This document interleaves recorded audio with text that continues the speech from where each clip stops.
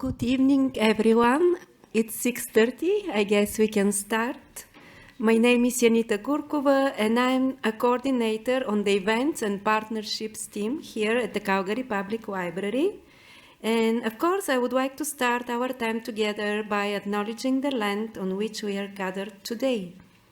With gratitude, mutual respect, and reciprocity, we acknowledge the ancestral home, culture, and oral teachings of the Treaty 7 signatories, which include the Siksika Nation, Piikani Nation, Kainai Nation, the Itika Stoney Nakoda Nation, consisting of the Chiniki, Bearspaw, and Goodstoney bands, and the people of the Tsuut'ina Nation. The city of Calgary is also homeland to the historic Northwest Métis and to the Otay-Pemsuak Métis government, Métis Nation Battle River Territory, Nose Hill Métis District 5, and Elbow Métis District 6. At Calgary Public Library, we celebrate stories, the stories of the community and the land that we live on. We serve the community of Wingchispa, Gutsitsi, and Mohintis, which describes the gathering place where the Bow and Elbow rivers meet. We respect all people who share, celebrate, and care for the Treaty 7 territory of Southern Alberta, and we honor the original caretakers of the land who remind us of the ongoing histories that precede us. We recognize our shared responsibilities going forward to help bring everyone together on this journey of truth and reconciliation. Of course, I want to make this reminder that if you don't have a library card, remember that library cards are free and they're a great value because they give you access to everything from books and audiobooks to free printing, meeting rooms, and more great programming like this one. And you can sign up in person at any location during regular hours or visit calgarylibrary.ca. I'll not be asking now to show me your card, but I'll trust you that you will get one if you don't have. Today, we are here today for the Chair of Christian Thought, Iwaasa Lecture on Urban Theology, which will be presented by Lisa Gasson-Gardner, who is Assistant Professor of Religious Studies at Mount Royal University. And we do this in partnership with our friends at the University of Calgary's Department of Classics and Religion. We are proud to host Lisa for a discussion on her research on Christian nationalism in Alberta. If the stories we tell about Canada have the power to shape Canadian lives, what story do we want to tell? To get our program started, I am proud to introduce our host, Dr. Carolyn Muessig, the Chair of Christian Thought at the University of Calgary's Department of Classics and Religion. Dr. Muessig is a scholar in the history of women in the Church. She has written extensively on figures like Catherine of Siena, monastic and preaching traditions, and popular devotion in pre-modern Europe. As Chair of Christian Thought, Dr. Muessig organizes this annual public lecture series which explores the role of religion in history and its relevance to contemporary issues, including ethics, education, spirituality, and urban life. Please join me in welcoming Dr. Muessig to the stage.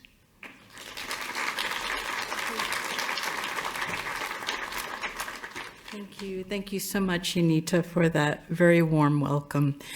In my role as Chair of Christian Thought, I want to thank my two co-organizers, the Calgary Public Library, for graciously inviting us all to this beautiful civic space, and the Calgary Interfaith Council and its Executive Director, Sarah Arthurs.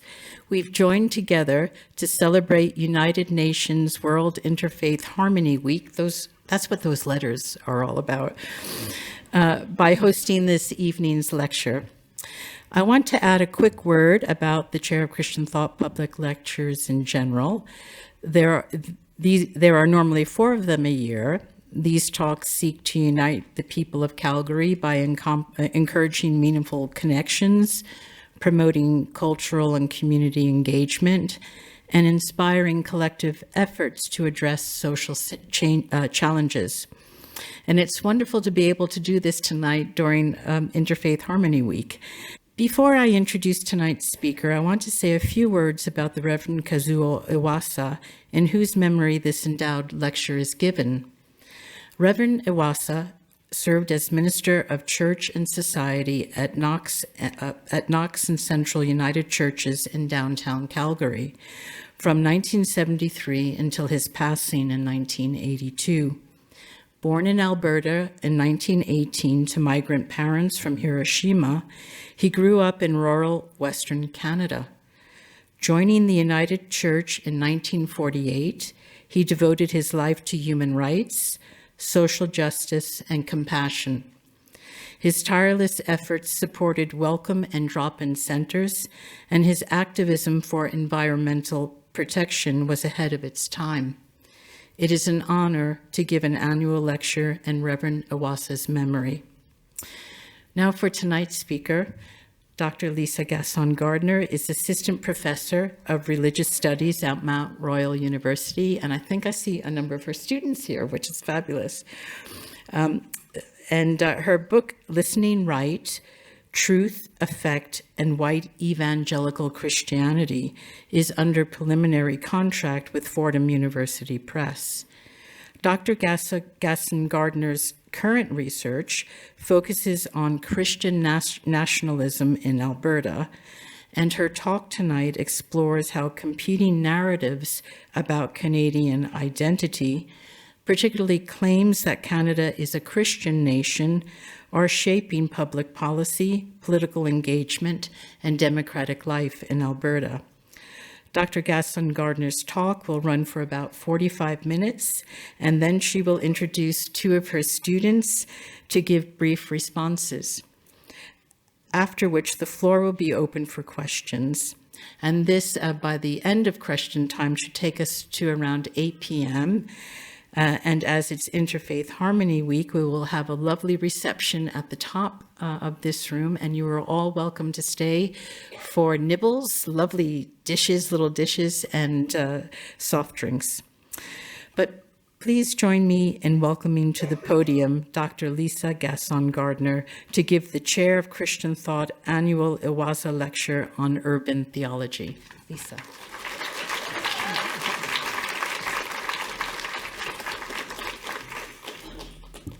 All right.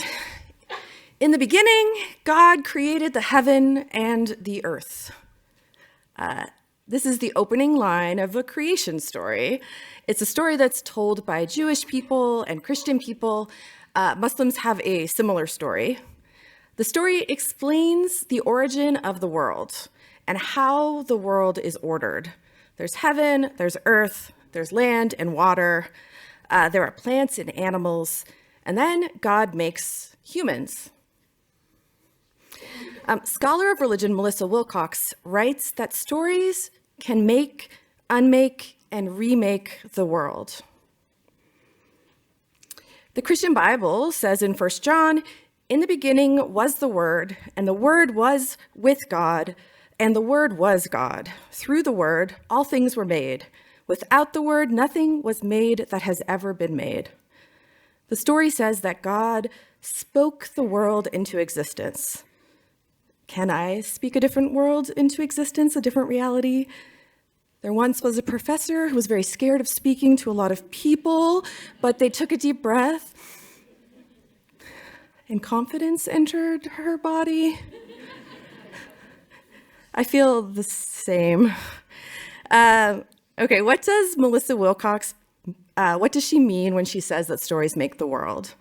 Melissa Wilcox is a scholar of religion and not a religious leader. As a scholar of religion, Wilcox and we try to describe and explain religion as part of our society. Society is the institutions like government that organize us in our shared space. Society teaches us how to act and what roles different people should play. Roles like teacher or politician or child. Religion, it's a force within our society. It teaches people what it means to be human, how to act, and creates communities within our shared society. And one way that religion teaches people is through stories. In religious studies, we call these stories myths or sacred stories. And sometimes people assume that myths are not true, but any story that is held as sacred is obviously true to the community who holds it as sacred. Now, the truth of a sacred story can be literal or figurative. In the beginning, God created the heaven and the earth. This creation story says that God made the world in 7 days. Some Christians say that God made the world in 7 literal days, 7 24-hour periods, which is a literal reading of the story. Others understand the day as a stand-in for some other period of time, an eon or an age, and that's a figurative reading of the story. Okay, so stories make truth claims, and next, and here I'm using Bruce Lincoln's schema for talking about sacred stories.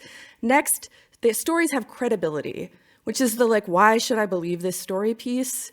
So when my 5-year-old tells me there's a ghost in the basement, he believes it's true, but I'm a little skeptical of whether or not there's a ghost living in our basement. And then finally, stories have authority.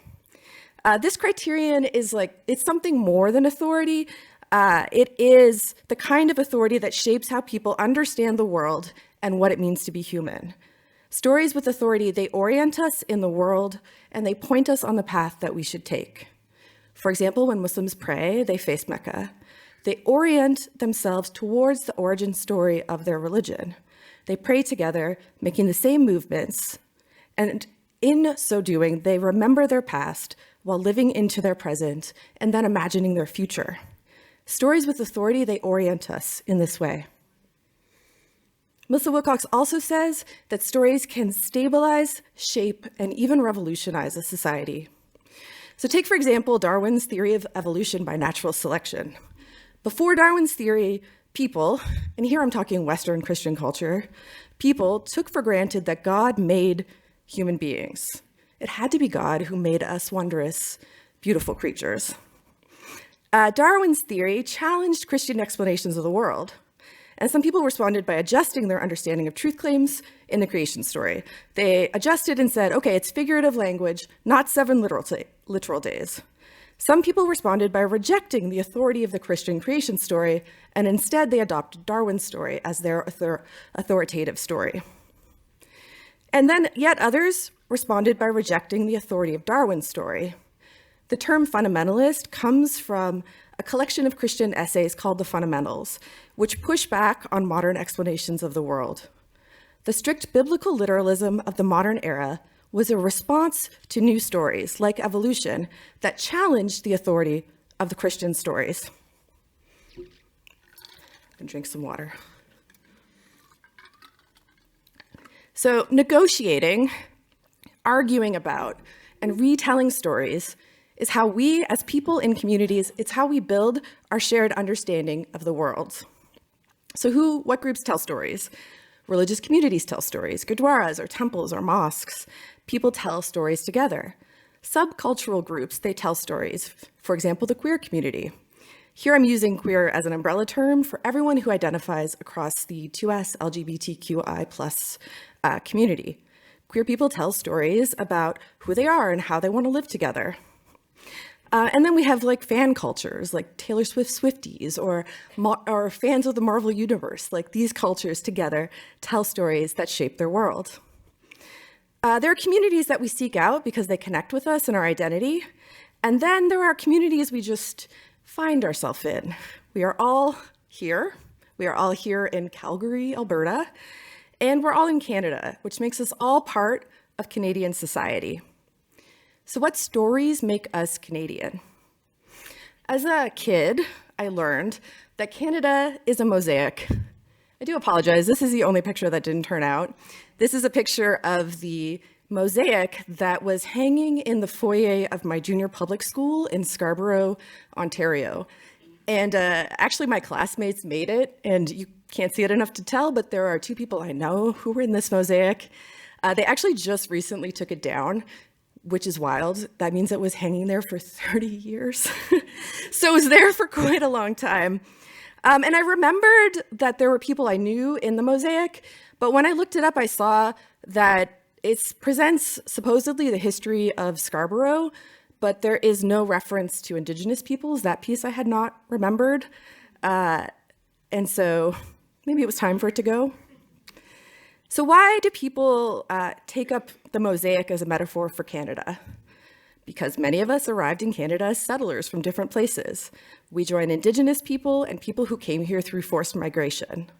The mosaic is supposed to say that Canada is made stronger and more beautiful by its diverse pieces.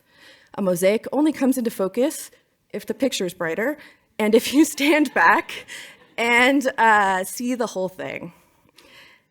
In scholarship about education, the Canadian mosaic is set in contrast to the US's melting pot. The melting pot demands that immigrants give up their cultural heritage, the stories, the values, and practices of their place of origin. They give that up to become American. And by entering that melting pot, people then become eligible for the American dream. Note, the melting pot and the mosaic, they don't address that there were people here when before settlers, and also the violence that was enacted on the people who were here.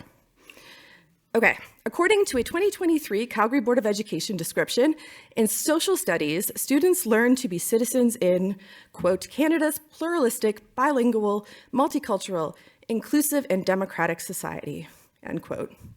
This is the mosaic. Our multiculturalism, it's a core component of our Canadian identity.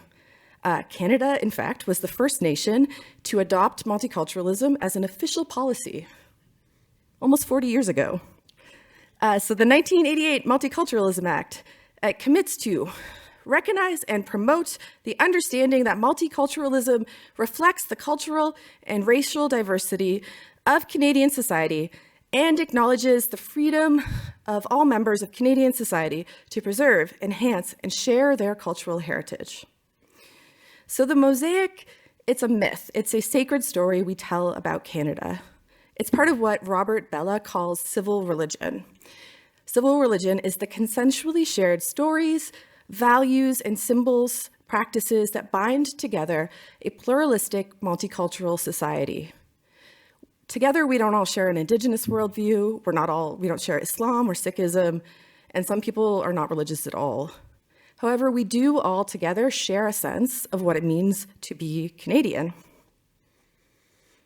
In fact, in 2008, scholars predicted that Canada is not likely to have an American-style Christian right because of our shared sense of what it means to be Canadian.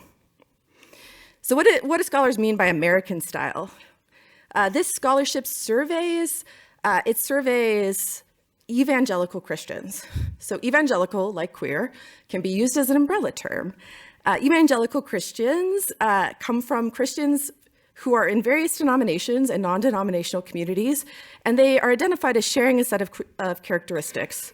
Evangelical beliefs and practices center on the Bible, the story of Christ's crucifixion, going out to actively engage their communities, and seeking to convert people to Christianity. Importantly, this scholarship argues that evangelical is not the best lens for looking at conservative Christian politics in the US and Canada. There are evangelical Christians around the world, but they do not have a shared set of political beliefs or actions. Politics are not uniform across the people who can be identified as evangelicals. And in fact, the essay argues that the Canadian and American evangelicals, they share the same right or socially and politically conservative views of the world, especially around issues like abortion and sexuality. The difference between Canadian and American evangelical Christians is in their subcultural identity construction. So subcultural identity construction is where a community forms its self-understanding in relationship to the larger mainstream culture. Quote, subcultural identity construction is the critical process that links religious and moral beliefs to political preferences in different ways across time and space. So In the 2008 scholarship, the authors identified two crucial differences between Canadian and US evangelical subcultural formation. So US Christians, one, US Christians see their nation as chosen. America was founded as a Christian nation and still is a Christian nation. This is a story. It's the story they tell about the US. This shared story then pushes people to political action, to organizing, to voting. In 2008, evangelicals in Canada lacked a shared story of Canada as a Christian nation. And Canadian Christians were reluctant to be perceived as American in their moral activism. So in 2008, Canadians are reluctant to act like Americans, which means the myth of the mosaic, where differences coexist, it held back the US impulse to demand that everyone conform to a single vision of the world. One of the authors of the 2008 piece, she published a monograph in 2014. From 2006 to 2007, Lydia Bean conducted interviews and she observed 2 US and 2 Canadian evangelical churches. Bean connected subcultural identity formation, this mechanism that links religion to political beliefs. She links this to civil religion, the consensually shared values, stories, practices, and symbols that bind together a multicultural society. In Canadian evangelical churches, Bean observes that the congregants, they maintain the ability to disagree about voting and public policy. In other words, she observes that Canadian civil religion, it can coexist with evangelical Christianity. In contrast, Bean finds that US churches have folded conservative social and political issues into their religious practices, thereby sacralizing politics. Sacralizing means to make politics part of your religion. How does this happen? Bean observes a category of leaders in the church that she calls culture war captains. These folks are usually lay leaders and not ministers. These individuals become passionate about a social issue like abortion rights or marriage rights, and they learn about the topic from groups outside of the church. They learn from interest groups, advocacy groups, or even lobbyist groups. Examples of these groups are like Focus on the Family or Concerned Women of America. These are parachurch ministries, groups that operate alongside churches, connecting local churches to national organizations, and they also mediate between churches and politicians or political institutions. So for example, a passionate church member engaged with Focus on the Family might, for example, use materials provided by Focus on the Family to hold a prayer meeting focused on abortion issues. By folding this issue into the practice of prayer, it becomes part of their Christianity. It's sacralized, and there's no distinction between religion and politics. The US churches that Bean observed, they mapped the Republican Party onto evangelical Christianity. They blamed liberals or Democrats for the failure of their Christian nation, and therefore, US evangelicals, they closed the possibility of political dispute. They replaced their civil religion with Christian nationalism, where the lines of national identity and Christian identity are blurred. Nationalism, what is it? It is a strong identification with your nation and its interests. And it can feel good to identify with your country. It can create a sense of belonging and solidarity. But nationalism can also generate a sense of superiority, and it can become hate or even harm directed at people who do not belong. Christian nationalism is this strong identification with a nation, except it's a Christian version of the nation. What was up? In late 2024, Donald Trump started describing Canada as the 51st state. Canadians responded with a surge of nationalism, captured by the viral Elbows Up slogan. Before Trump's comments, the Conservative Party, headed by Pierre Poilievre, had a clear advantage in polling. Then Trump started to claim Canada. Justin Trudeau stepped down as head of the Liberal Party. A federal election was called, and Mark Carney's Liberal Party won. The Conservative Party and Poilievre were seen as too close, too similar to Trump. And the Liberal Party's 2025 win, it demonstrates the power that nationalism has. nationalism can make concrete changes in our society. Okay, back to Lydia Bean. In 2006-2007, when Bean was collecting data, she observed Canadian lay leaders who disagreed with one another. So at that time, 2006, the beginning of Stephen Harper's Conservative government, the possibility of political differences amongst evangelical Christians, it remained open. In 2010, Marcy McDonald, who is a journalist, she published this book, The Armageddon Factor. And this book is about the same time period as Bean studies, the early 2000s. And McDonald, she narrates Stephen Harper's ascent to power as leader of the Conservative Party and leader of the federal government. McDonald describes the way that wealthy Christian donors, lobbyists, and grassroots activists who supported Harper's election campaign, she describes them as Christian nationalists. She says they openly extol the idea of a government run by and for Bible believers according to scriptural principles that would trump the decisions of secular courts. These Christians, McDonald claims, are a militant, charismatic fringe with ties to Harper's conservatives that has gained an influence out of proportion to its numerical heft. So what's going on here? Why is a reporter claiming that Christians are tangled up in politics, while a scholar of religion asserts that Canadian evangelicals are resistant to political polarization? I wish it was as simple as the reporter is wrong because she's not in religious studies, but that's not that simple. The scholar and the reporter are talking about slightly different things, and we need both pieces to map Christian nationalism in Canada. Bean is focused on churches. She wants to challenge the assumption that the political and social values are only top-down, coming from national leaders into local communities. But at the same time, she knows that she recognizes the role of Christian parachurch and grassroots activist groups. These groups mediate between local churches and government structures. It's these outside groups, donors, lobbyists, activists, that McDonald identifies as advancing a Christian nationalist agenda. All right, so what is Christian nationalism? I have this one. Christian nationalism blurs the line between Christian identity and national identity. According to religious studies scholar Daniel Miller, in the US, Christian nationalism identifies with, quote, a very narrow, idealized prototype of the real or authentic American as someone who is white, cisgender, heterosexual, Protestant, English-speaking, US-born, of Northern European descent, affirmative of patriarchy, if not male, and politically and socially conservative, end quote. How are Christian nationalists working to Christianize the US? Many ways. For example, Doug Wilson is the leader of a network of churches called the Communion of Reformed Evangelical Churches. And Doug Wilson openly advocates for the US to be a theocracy, which is a country ruled by God. Wilson has pushed publicly to infiltrate the White House. Pete Hegseth, who is the Secretary of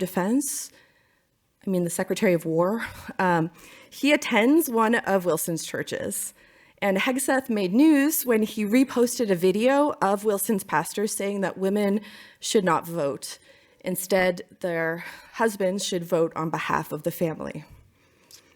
So another path to Christianizing the US is by advocating for parental rights. And a shout out to my colleague Corinne Mason, who's here, who has co-authored a piece on all of this with me and who has taught me a lot about parental rights.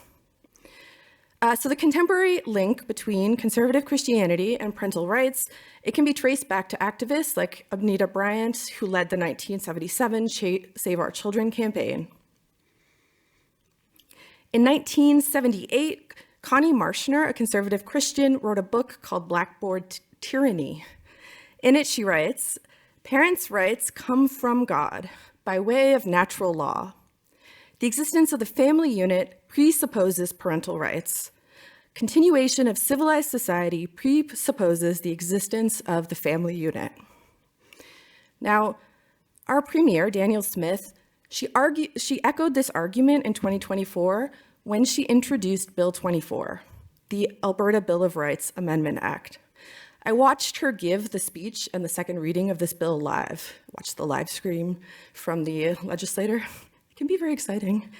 Now note, Daniel Smith is on the record as an agnostic, and she did not use a Bible or any sacred text when she was sworn in as premier. So when Smith opened her reading of Bill 24 by announcing, quote, "We are naturally, just by endowment from the Creator, free and equal," end quote, I turned to my dog and said, "Wait, what did she just say? My rights as an Albertan come from God?" A key change that Bill 24 introduces to the Alberta Bill of Rights is in the preamble, the opening that sets up the basis of the other rights enumerated in the bill. So this is the old preamble, the original version, and it says, "Whereas the free and democratic society existing in Alberta is founded on principles that acknowledge the supremacy of God and on principles fostered by tradition that honor and respect human rights and fundamental freedoms and the dignity and worth of the human person." So that is the setup. There's individual rights, and then they go in and list out the rights. And they have, Bill 24 changed the preamble from this to this, which says, "Whereas the free and democratic society existing in Alberta is founded on principles that acknowledge the supremacy of God, fostered by tradition, that honor and respect the dignity and worth of the human person and the position of the family in a society of free people and free institutions." So now we have a tension. We have rights because we are made by God, which suggests a framework of individual rights, but also the family has rights as a group, which sounds a little like the US Christians who want husbands to vote on behalf of their wives. So Bill 24 was introduced the same week as Bills 26, 27, and 29, which are a cluster of parental rights legislation.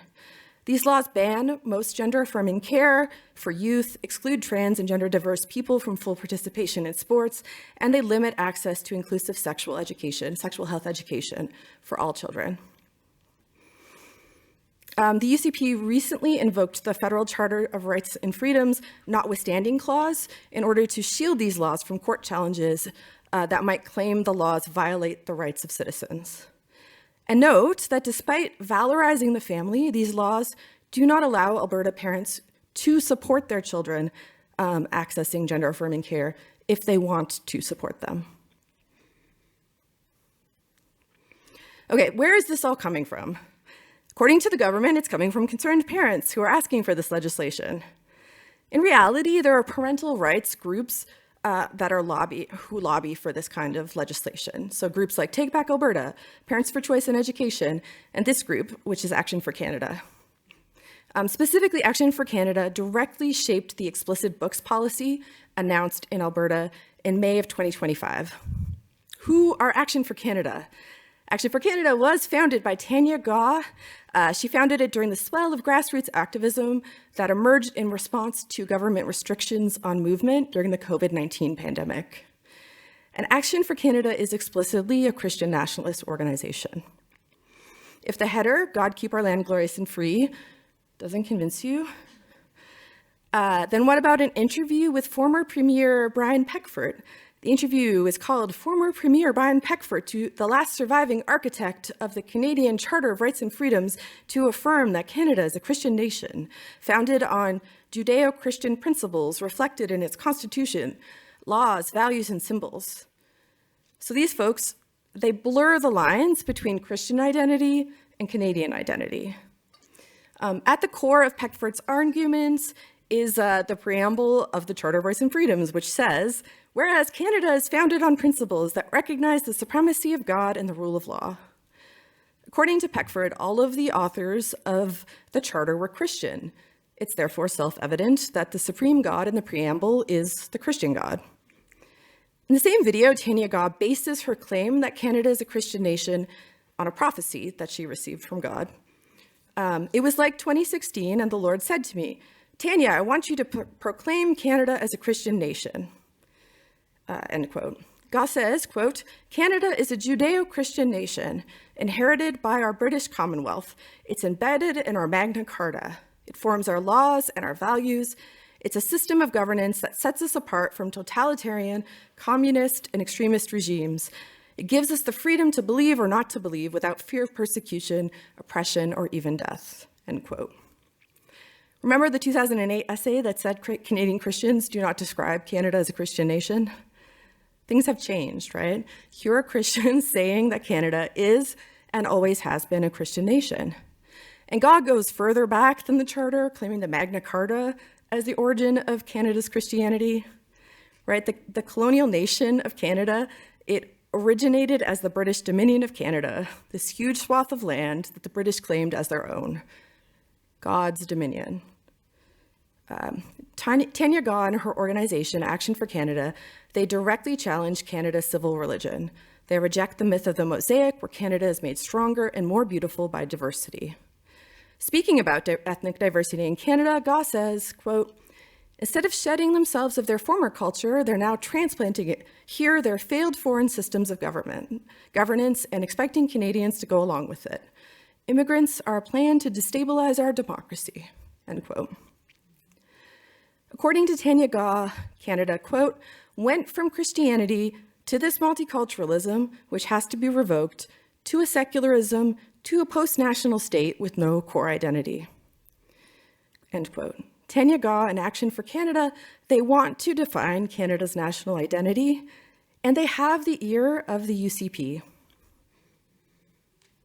Right, how do you build a Christian nation? By protecting faith, family, and freedom. And Action for Canada is politically effective, at least in Alberta. In May of 2025, when Alberta Education and Childcare Minister Dimitrios Nicolaides announced the province's plan to remove explicit books from K-12 public school libraries, Tanya Gaw claimed the minister's announcement as a win for Action for Canada. A local podcast, The Breakdown Alberta, they filed an access to information request for emails that were sent to the provincial government about explicit books. They received 5 emails in response to their request. 5 emails about explicit books were sent to provincial leaders over the past 3 years. There's no huge groundswell of support for this issue, but several of the emails did have material from Action from Canada attached to them as part of the email. Oops, I don't have a picture of the next thing. In another video, Tanya Gaw interviewed Kim McBride and Sandra Lavoie, who are the Action for Canada chapter co-leads in Calgary. She interviewed them about their win. In the interview, McBride claims that she personally sent the Minister of Education and the Premier via registered mail a binder of information, including the controversial Cass report. The binder was meant to pressure the provincial government to remove LGBTQ+ inclusive books from public school libraries. During a subsequent meeting between Action for Canada and the Minister for Education, Lavoie claims that she told the minister that her, quote, son was captured through schools through SOGI, right? SOGI stands for Sexual Orientation and Gender Identity, and Action for Canada uses SOGI broadly to identify any inclusive gender or sexuality education. Lavoie claims that her son was, quote, captured through schools through SOGI because it was a perfect storm of when SOGI came into the school system in Alberta and he was going through, regular teenage angst, end quote. For Lavoie, the story of her damaged child who became LGBTQ+ because of access to SOGI inclusive curriculum, this is the reason that the minister enacted a book ban. Using the rhetoric of social contagion and myths and disinformation about gender-affirming care for youth, Action for Canada was able to move the needle on limiting library access to LGBTQ+ materials in K-12 public education across the province. In other words, our civil religion, with the story of the mosaic, it's no longer inhibiting conservative Christians from organized political action. And our provincial government, in response, enacted a Christian nationalist policy. Is everyone in Alberta on board with a Christian nation? No, right? No, we're all here during Interfaith Harmony Week. Presumably, we want multi-religious coexistence. Are people rioting in the street in response to the government enacting Christian nationalist policy? No. Why not? Well, our government officials, they didn't link the book ban to Christianity. The policy is about protecting children to ensure age appropriateness. Our premier said the policy is about children not being exposed to pornographic images early. The underlying claim is that children are under attack. Parents, Smith says, are right to be upset. Sociologist Daniel Miller describes two mechanisms that connect people with Christian nationalism, mechanisms that allow people to identify with it, with Christian nationalism. The first is a power devaluation crisis. This is where people react to their perceived loss of power. And second, a declensionist narrative, a narrative that claims society is decaying. Society now is worse than it has ever been before. I see Smith's claim that children are under attack as part of a narrative of decline, and I see her assertion that parents should take control as stoking a power devaluation crisis. How are the book ban and other policies of the UCP received by casual onlookers, people who are not trolls in their office watching the news constantly, like me? Right? Casual onlookers are not looking, For casual onlookers, these policies seem positive, right? It's obvious, of course, that we should protect children. Of course, parents should play a role in their education. Casual onlookers aren't looking at the disinformation used to support these policies. And it is disinformation. Smith says that elementary school kids are reading explicit books, which sounds terrible, but it's a leap that she's making because some schools have K-9 students all in the same building and therefore have books for all of those age groups. That does not mean 5-year-olds are reading the books meant for the oldest kids. My 5-year-old can't even read at this point, right? How does the assertion that children are under attack make people feel? It makes people feel anxious and angry and scared. These feelings push people to support the government. And in effect, they push people to support the government and in effect to support Christian nationalism. Right? Miller claims that Christian nationalism is dynamic, that it is co-created as people identify with it. This allows for partial and shifting alignment with the project of Christian nationalism. So casual onlookers of the explicit book policy, they identify with and advance Christian nationalism without recognizing the full scope of the project. Now, the leaders of Action for Canada, they strongly identify the book ban policy as part of a power devaluation crisis. It's not just a vague sense that parents are losing control of their children. In their conversation, Gaw, McBride, and Lavoie link explicit books to queer identities. They claim that education caused Lavoie to lose her son to the queer community. Recognizing that Canada is not uniformly heterosexual, it's perceived as a threat to their position. It's perceived as a threat to the nuclear family, which usually centers men as leaders, and the challenges to establish power structures, they just keep accumulating. Importantly, the UCP's policies and public statements, they are multivocal. People hear them differently depending on their social context, their social and cultural contexts. So casual onlookers, they hear an obvious good in protecting children. Tanya Gaw and the folks engaged in Action for Canada, they hear Daniel Smith clearly supporting and implementing their Christian vision of Canada. Why do we hear such different things? I suggest Canadian smugness, the sense of superiority that assumes Canada is above what happens in the US, provides a very effective cover for Christian nationalism. Why would Albertans need to question the government? Why would they suspect that explicit books is part of an anti-queer program? Right? We're not the US, we're too educated, we're too liberal, and it can't possibly happen here. So, what do we do? When I met with the folks organizing the event, they were very supportive. They were like, yes, we want to hear your research. But also, like, could you say something hopeful at the end? So I am not a preacher. I have no grand answers. And I don't think there's a single narrative to assert against Christian nationalism anyway. The viral Elbows Up content, it came from Canadian comedian Mike Myers. I watched some of the advertisements that Mike Myers and Mark Carney did together in the run-up to the 2025 election. They try to mobilize a shared sense of what it means to be Canadian. It's hockey, Mr. Dress-Up, the Tragically Hip, Tim Hortons. it's fun and all of those things are okay, but it's like a shallow sense of what it means to be Canadian. What if Canadianness takes on new forms, right? Freshly reinforcing our differentiation from the US and what makes Canadians Canadian. Maybe our love of this gay hockey show is about well-proportioned backsides, but it might also be about the story that Canada is tolerant of diversity, that we are free to disagree, and that there is room for multiple stories. Remember that Melissa Wilcox said that stories can make, unmake, and remake the world. Can stories remake Canada? Can stories revolutionize Canada? We need Canadian stories that are honest about the past. Residential schools, broken treaties, the transatlantic slave trade, Japanese internment camps, Chinese exclusion.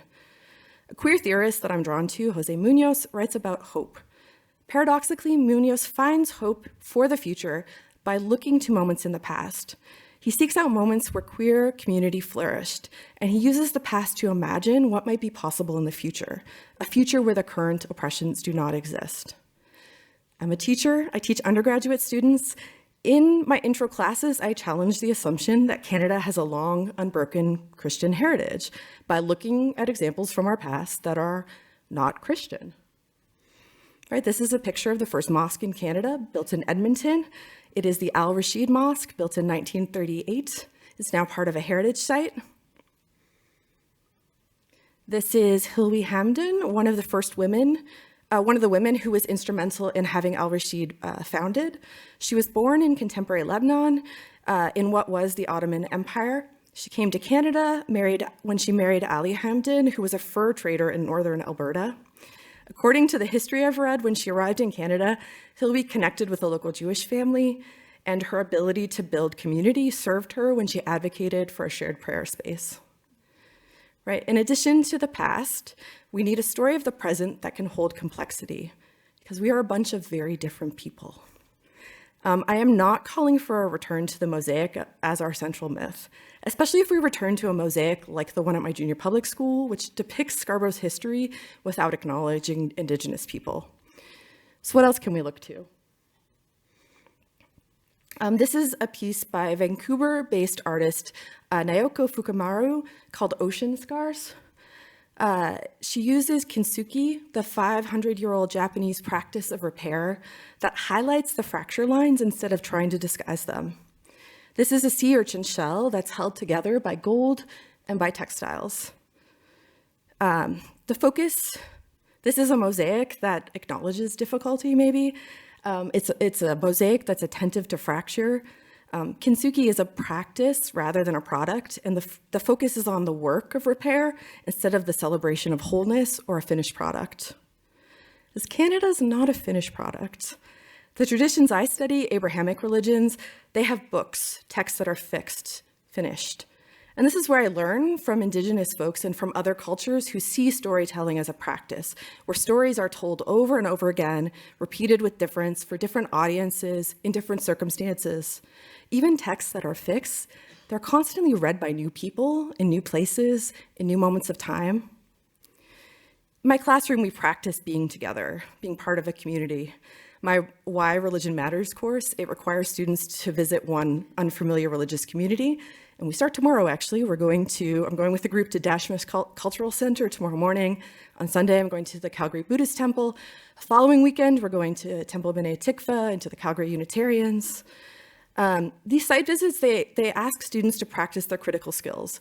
They practice observing and description. But they also invite students to experience discomfort, to be with people who are different in spaces that are not theirs. To me, this is the work of being part of shared community. I imagine that the folks who participate in the Interfaith Council are similarly practicing discomfort. And in that discomfort, hopefully we find some joy, the joy of being together, the joy of knowing new people. I believe that there is joy, pleasure in being together, but it takes work and it comes with unpleasant feelings. Discomfort and pleasure, it's like the fracture and repair in kintsugi. Okay, the past has resources for what might be possible. The present calls us to practice being together. Practice is work. Work can be unpleasant, but hopefully there's joy. What about the future? This is Kinusu, a piece by Cree Métis artist Michelle Sound. It's on the cover of Billy Ray Belcourt's novel, A Minor Chorus. He's another fantastic Indigenous artist. When I look at this piece, at first I noticed the practice of visible mending, holding together this picture of Kinusu, Alberta. And Kinusu is her mother's hometown.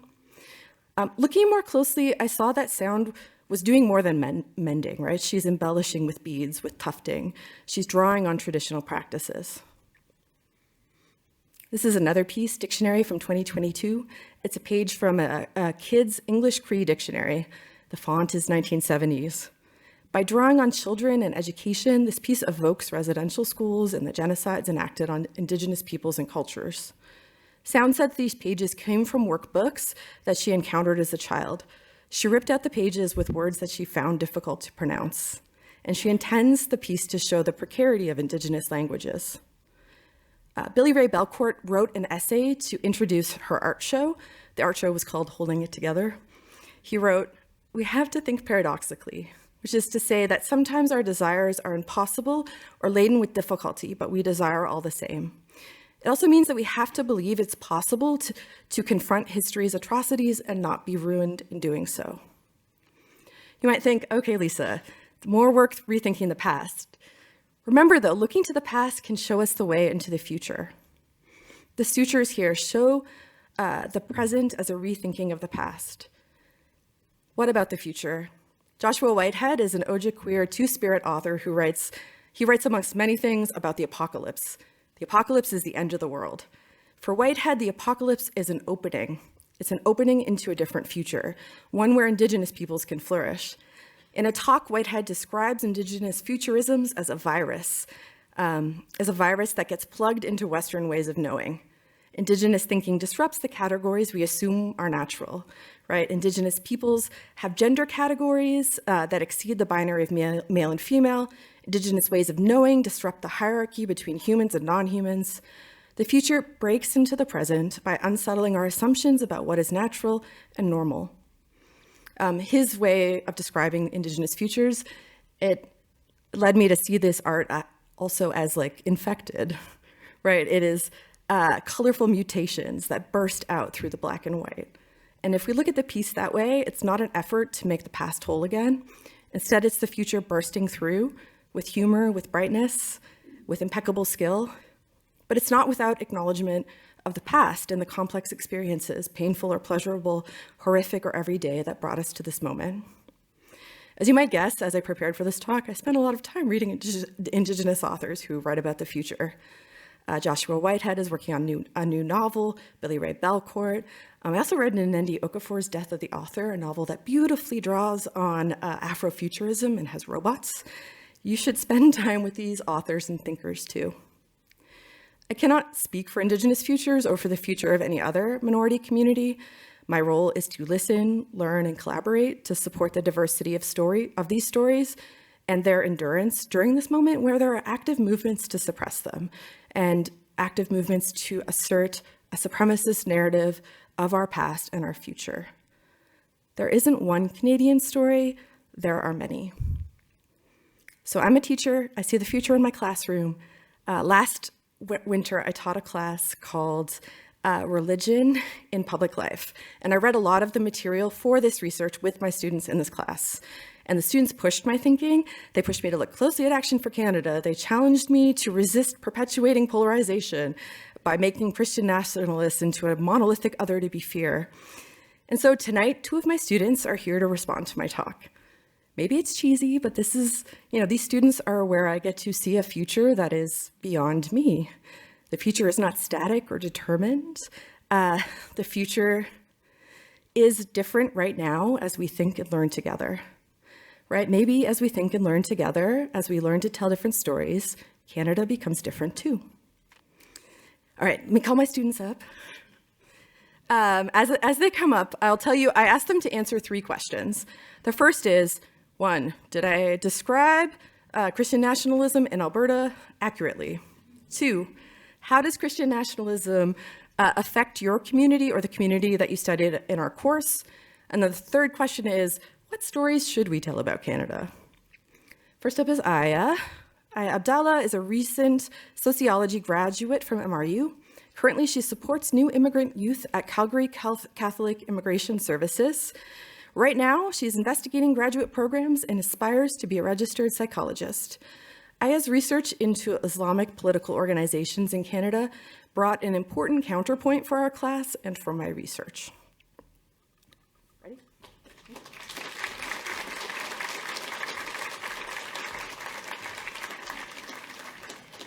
Thank you, Lisa, for such an enlightening presentation and for inviting me to speak tonight. Last year I took the course, Religion in the Public Life, with Lisa, and it was one of the greatest classes I took at MRU, and I'm so grateful that that class was an option for me to take in my last year. It was a beautiful way to end my time at Mount Royal. The class thoughtfully explored how Christian nationalism has profoundly shaped our understanding of narratives and how they influence our identities and politics in Alberta. I'd like to share some key insights and personal reflections from my learning journey, as well as answering some questions. I have about 3 minutes to address all of these, so wish me luck. So the first question, based on your readings and thinking on our course as well as our experiences in Alberta life, do you think I have adequately defined and described Christian nationalism in Alberta? What's missing and what requires clarification? Well, based on the readings and our class discussions, I believe that this lecture provided a strong foundational definition of Christian nationalism as the blending of Christian identity with national and political power and influence. It was helpful in showing how this nationalist ideology goes beyond personal faith and becomes a framework for shaping laws, social norms, ideas of belonging. I left the course with a better understanding of Christian nationalism in North America. The class gave us all as students an opportunity to discuss such a sensitive topic with openness and collaborative dialogue. The rise of Christian nationalism in Alberta is often a subject that can be difficult to address openly.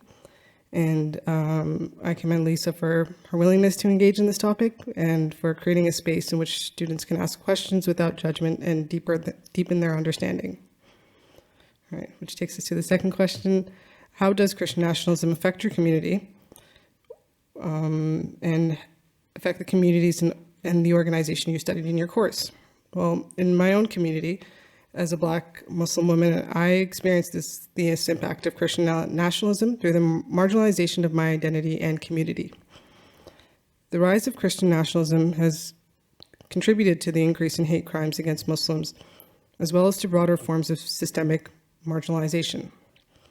The influence of nationalist ideologies has also surfaced in public policy, particularly in areas such as immigration and security, where Muslims experience disproportionate surveillance and profiling. The National Council of Canadian Muslims, an organization that I researched in this course, has actively responded to these changes by advocating for legislative change and increased protections for Muslim communities. The NCCM has also engaged in interfaith collaborations, forming coalitions with Jewish, Sikh, and other faith communities to address extremism and foster mutual understanding.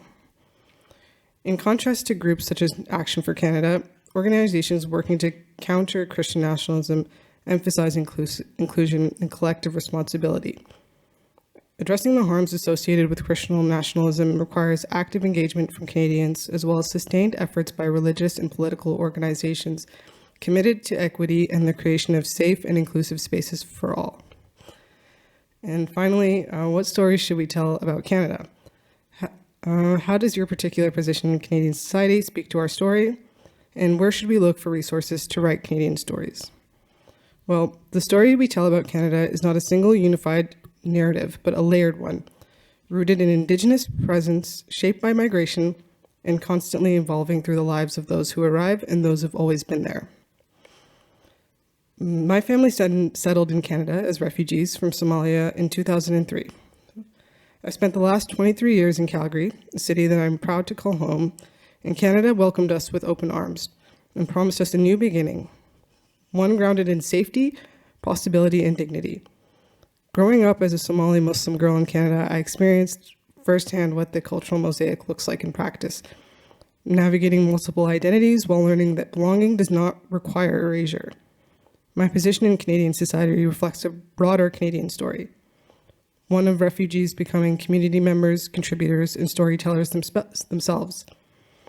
My experience complicates simplistic national narratives by showing how Canada is lived differently depending on race, faith, migration status, and geography, yet still shared as a common home. To write Canadian stories, we must look beyond the official narratives and national symbols and instead center lived experiences. Resources for Canadian storytelling exist in oral histories, immigrant and refugee communities, in Indigenous knowledge systems, community organizations, and local spaces, and cultural centers. I think academic texts and government archives matter, but so do personal testimonies, art, activism, and intergenerational memory. Canada's story is not written only in policy and history books, but in mosques, classrooms, and neighborhoods. I think by listening to these stories, especially those at the margin, we can tell a more truthful, inclusive, and dynamic story of what Canada is and who it is becoming. So, thank you. I'd like to welcome Muessig.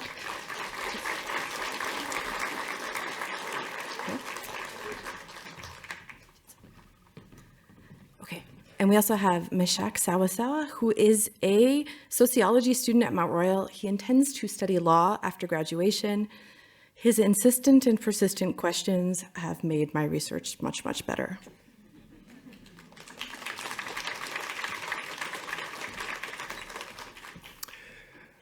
A big scene. When it comes to challenging, it is true. I have challenged Dr. Gigi so much. I'm actually surprised that she invited me to come tonight. It seems like in so many things we do not see eye to eye, but she invited me. So to me, that is at least a testimony that what she said is worth listening to. She is worth considering. So she's definitely one of my favorite teachers at MIU.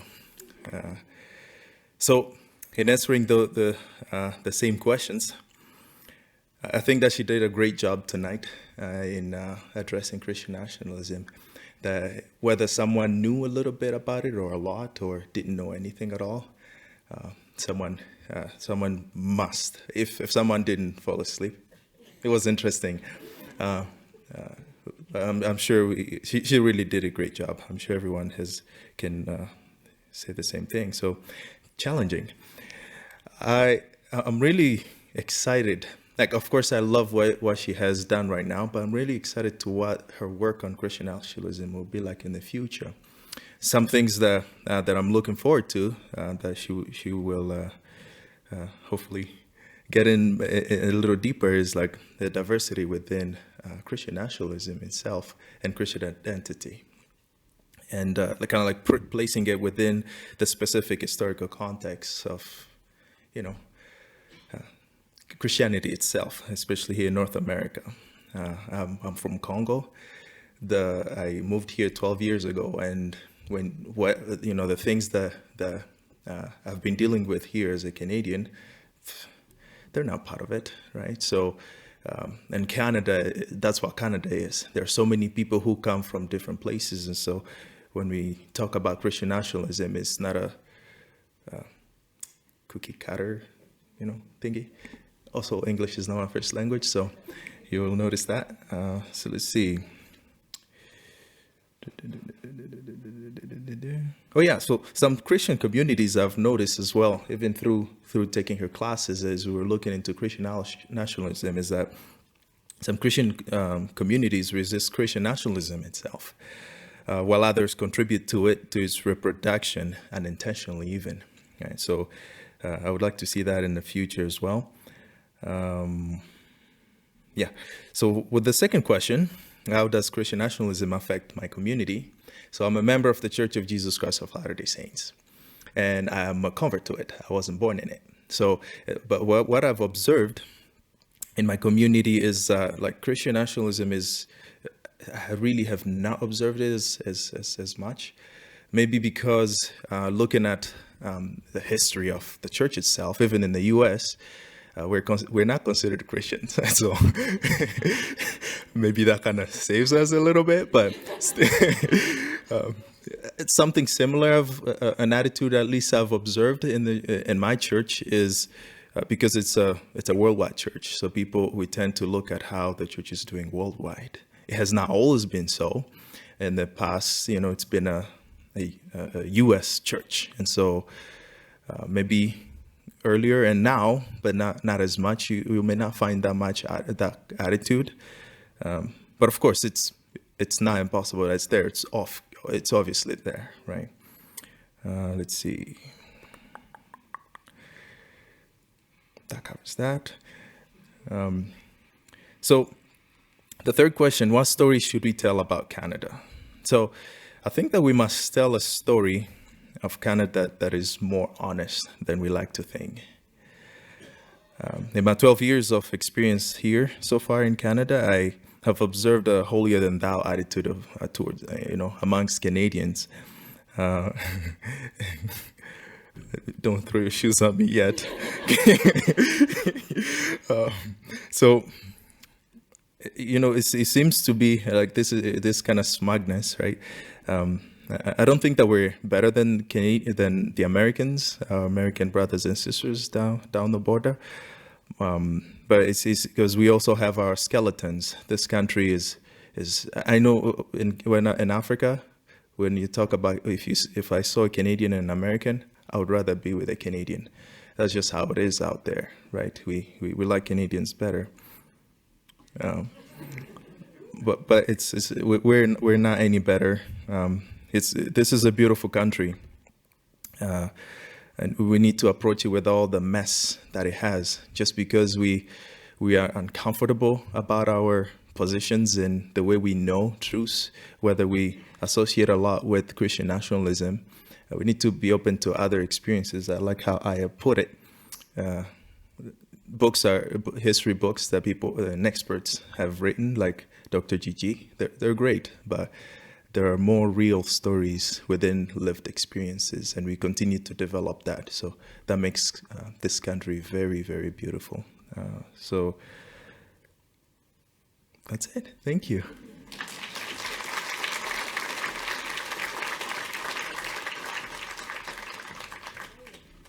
Thank you so much. I think what we'll do is we'll launch right into questions, because we have, I think, about 20 minutes or so for questions. So who would like to start? Yes, right there. Could you just, no, you have to wait. I'm sorry, I should explain. It's being recorded, so you have to speak into the microphone, and that's the only way we can hear you too. Okay. All right, perfect. Hi, I'm also an MRU student. I've heard a lot about your class. I do have a question in terms of whether or not there is a pattern of immigrants who come from more like conservative Christian nations, such as like the Philippines, I would say predominantly Korea, conforming to Christian nationalism as a way of assimilating to Canada. There is like a whole narrative in which that like not all Christian nationalists are like necessarily racist or like exclusionary, but some immigrants tend to like misconstrue that as like acceptance rather than just like they're the exception. So I was wondering if your research takes that into account. Is this on? Oh, it is on. Hi. Yeah, I mean, that's a good question and gets at some of the complex ways people identify with Christian nationalism, which you end up with these alliances that will form temporarily amongst different communities. And so, you have, what was it called? The Million Mom March that took place, where you had Muslims and Christians working together on that issue. Action for Canada did not participate, though, because they are openly Islamophobic as well. But you do end up with sort of alliances that form around social issues, and you do end up with with diversity amongst Christian nationalism and different understandings of what it means to want a Christian nation that are shifting and changing, and not everybody in the group understands all of the parts at the same time. Does that make sense? Yeah.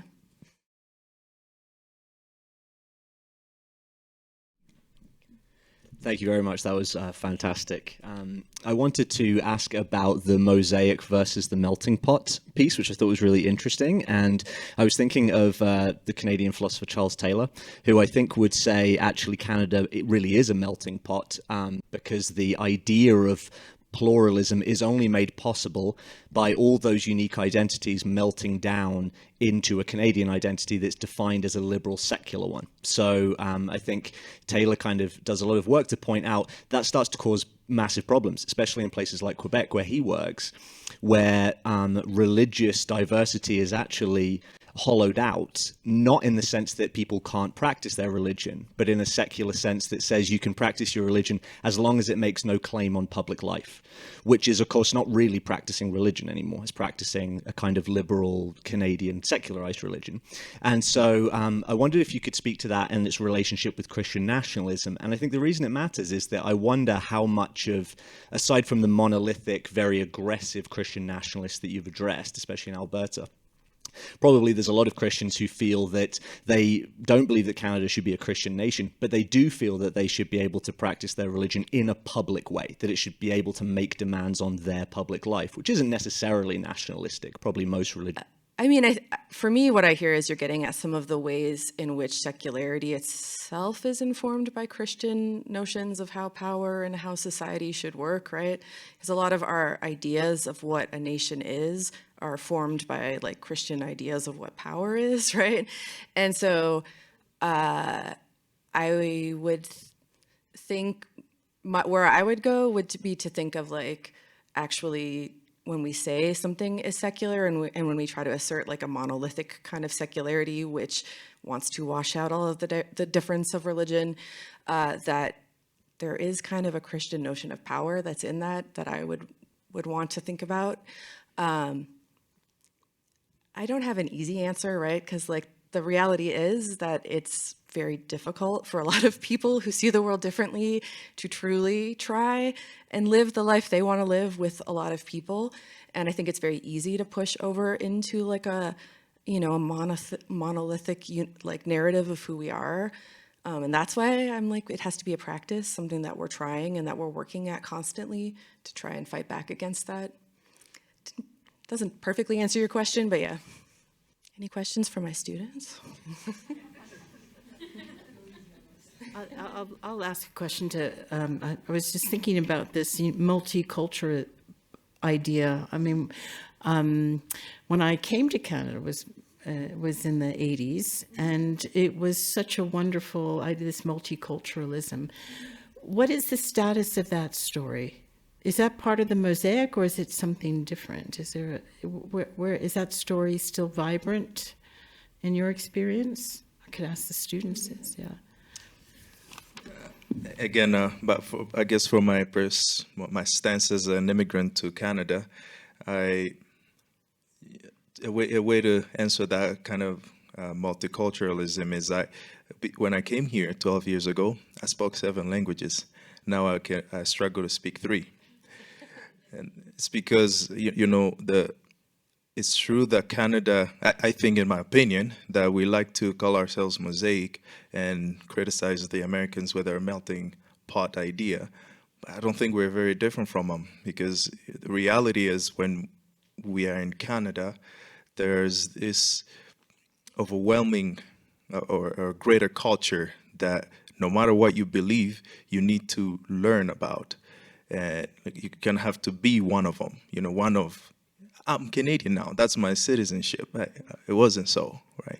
And that's just how I've observed it. So when it comes to multiculturalism, I think it's a good idea in theory, but in practice, not so much. There's a whole lot of effort to trying to actually make that, into a product that it's not really there. We have like Calgary Interfaith Council. That's, I love that. It's making things happen in action, but I think it's more of a theory. I don't know what you think.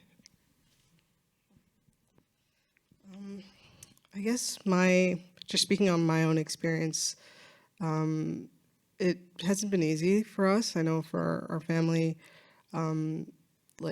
just the everyday like Islamophobia and the racism that we've encountered. It definitely wasn't easy, but I think I think just looking back on like my childhood, I think having such a strong Muslim community where when I was growing up kind of gave us a bit more, I don't know, like pride. Like although I knew like that Islamophobia was something that I'd have to deal with for my entire life in Canada, essentially, like I found a very strong community that was proud of their faith, and it's hard to find. I think we have a mosque here in Calgary, and it's the oldest mosque in the city. That's the one that I go to, and it was found 30 years ago, and that's not that long ago, But I think we've built such a strong community, and seeing people that look like me and are proud and are a part of their community in such a strong way has kind of shaped my understanding of what Canada looks like. And yeah, I don't know. I think we still have a long way to go, but I'm grateful to call this place my home. So.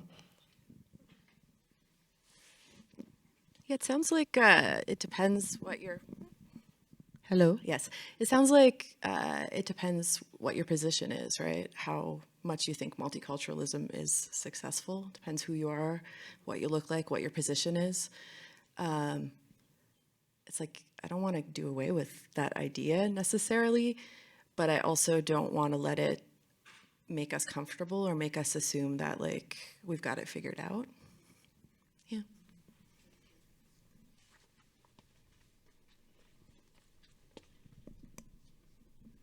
Hello, my name is Tenzin. Since what I got from this discussion is I like the gentleman says about this secular part where we are in a new world where our religion, faith, that strong commitment to our own faith is dialing down. And the secular part is like a little bit more. I think it's a good thing, and there's the consequences where way of life is a meaningful life is kind of reducing. The research you are doing, I was just want to suggest that the Christian nationalism, I feel like not Christian, only like any religion, like whoever has that individual strong faith in that, it's a valid right to have faith in your own. It's a guiding principle that gives you meaning and something to when you die. There's something you can hold on to, or even within when you go on with your life, there's something guidance. And make it day by day meaningful. So in that terms, like individual who has like strong faith, who see the beneficial and wants to share that to other, and someone has a different view, then it's so I feel like Christian nationalists somewhere deep down is care part that they wanna be others to be saved, but maybe I was thinking like in the research more, instead of doing general research overall, maybe individual nationalist qualitative research, like 101, what you view as are, like really detailed, like really as a person why they're taking that, and what's the solution to reduce that. Yeah, I mean, I think doing interviews is a great idea if it were possible. Luckily, like the folks I study, they put a lot of content online. And so there's a lot of like media and content to watch to get a sense of what people are thinking about. I do think that like people turn to nationalism because like it's hard to live in Canada, it's hard to pay for groceries, right? Like people are looking for answers, people are looking for a story of how things can be better, and the problems, the answers maybe I'm not supportive of, but the problem, not enough money, not enough support, not your children aren't getting a good education, all of those things, I'm like, yes, let's work on addressing those things. Let's work on those problems that are pushing people to seek out these strong stories. Yeah. Hi, Lisa. Thanks for an amazing talk. I love the images that you're thinking with here, and I'm going to say this wrong, the Japanese idea of kintsugi. And I was wondering if you can say a bit more about how you came to thinking with that idea.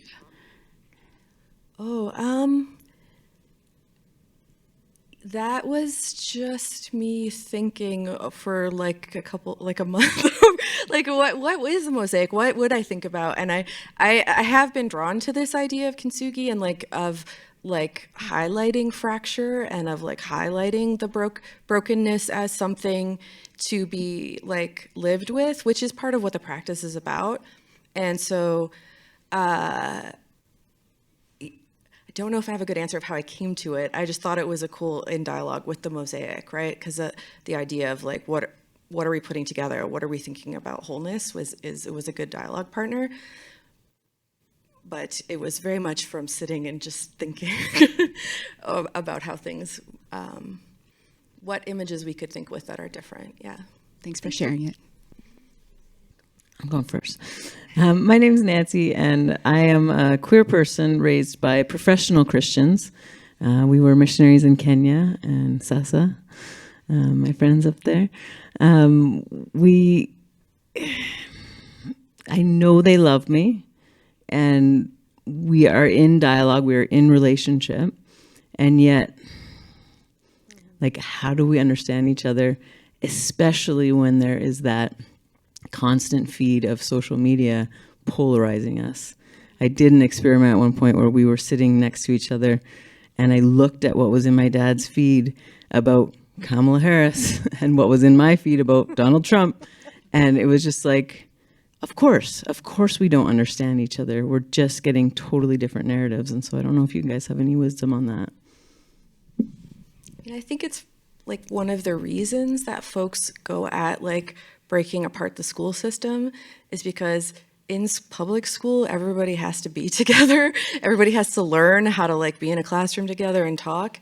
And the more that we break down those shared public spaces, the harder it gets to have conversations together. So I don't know that I have answers for your parents. I'm sorry about that. But in terms of moving forward, it is about bringing people into public spaces, having conversations, funding public schools, and doing that kind of work. I have a lot of hope when I'm in the classroom, right? When you have students who want to come and have difficult conversations, and who can sit and hold complexity and hold difficulty. So I have hope, but yeah, social media is hard. It's really hard. If I can try to address that a little, there's something I've been learning lately of not getting in the way of our struggles. It seems like you're going through struggles in that area. So I think we do a disservice to ourselves when we want to run away from hardship. So I commend you. You're very brave to even bring something like that in this setting. But I would say peacemaking is the word that comes to mind.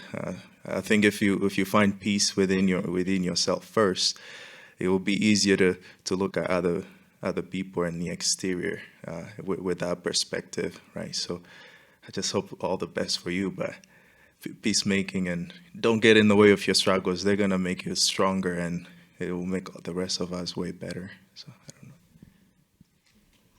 Thank you. That was lovely. Yeah. I think in terms of getting to understand our communities and the nuances surrounding faith, maybe social media is not the best place for that.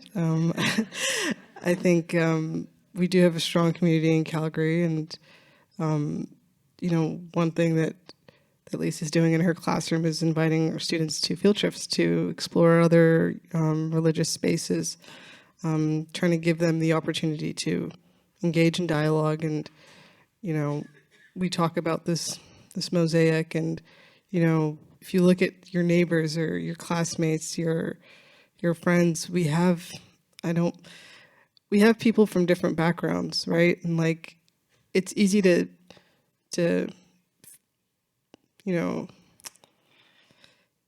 have hatred, like behind screens. I know people are very vocal, but if you look around, like, at communities, in your classrooms, your peers, you can ask questions in a respectful way and kind of invite people to engage in dialogue, whether that's in mosques, whether that's on the bus, or, just chatting up with your neighbor.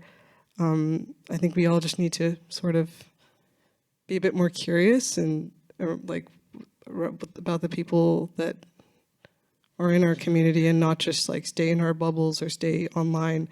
It's that damn phone. You got to get off your phone. But yeah, just I think we have a long way to go, but I'm hopeful and try to remain optimistic as much as I can. I know it's dark out there, but there's lots of light as well. So yeah.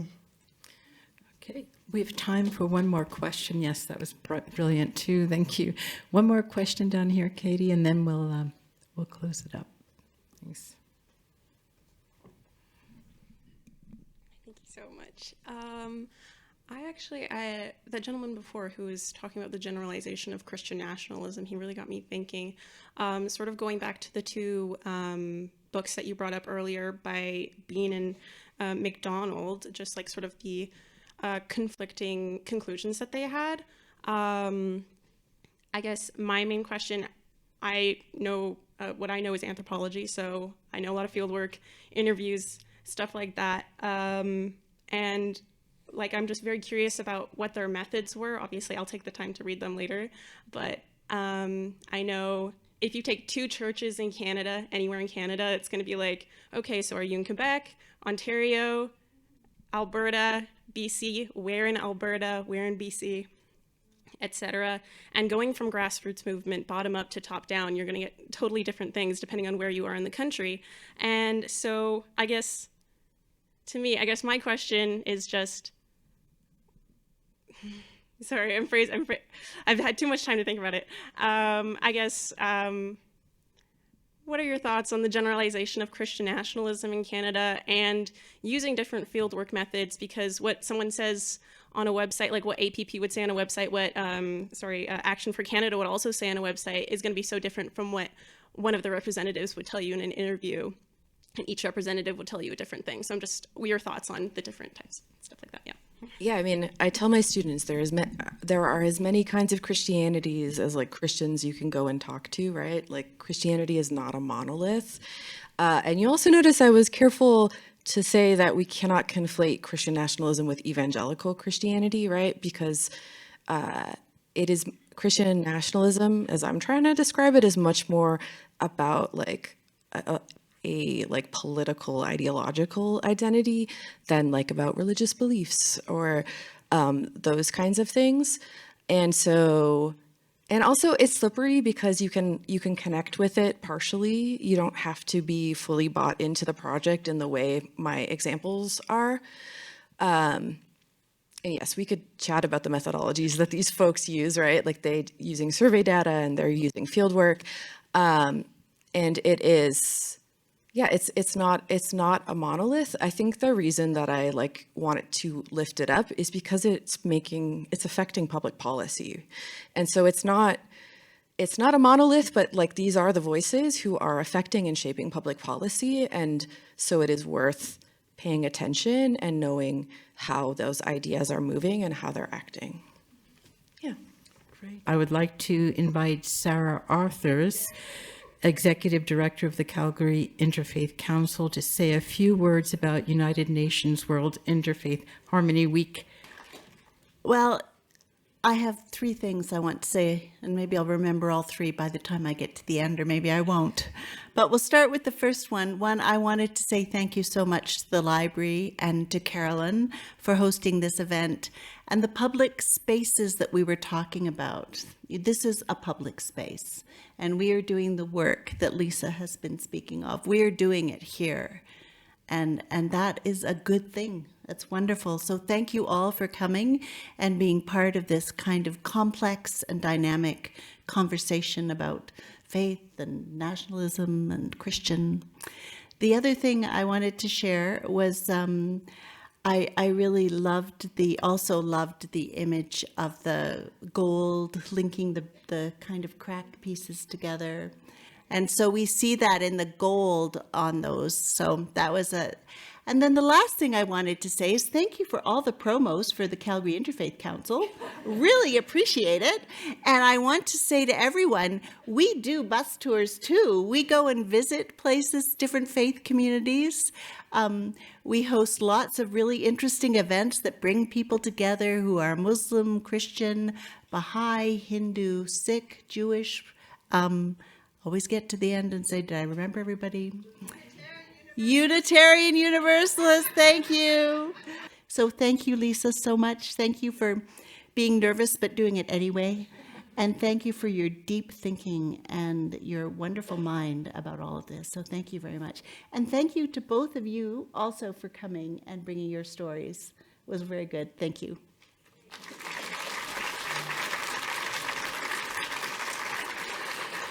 And now, finally, I'd like to close by thanking our audience. Thank you so much for being here and for your thoughtful questions. Our speaker, Dr. Gasson-Gardner, for such a rich and illuminating presentation, and our two student presenters, respondents, Aya and Meshach. And I hear Mikey, who's Meshach's son, calling him, for their careful, engaged reflections. Together, they remind us that the stories we tell about Canada are neither abstract nor settled, but are lived, debated, and continually shaped by all of us. Thank you very much. Join us for some food.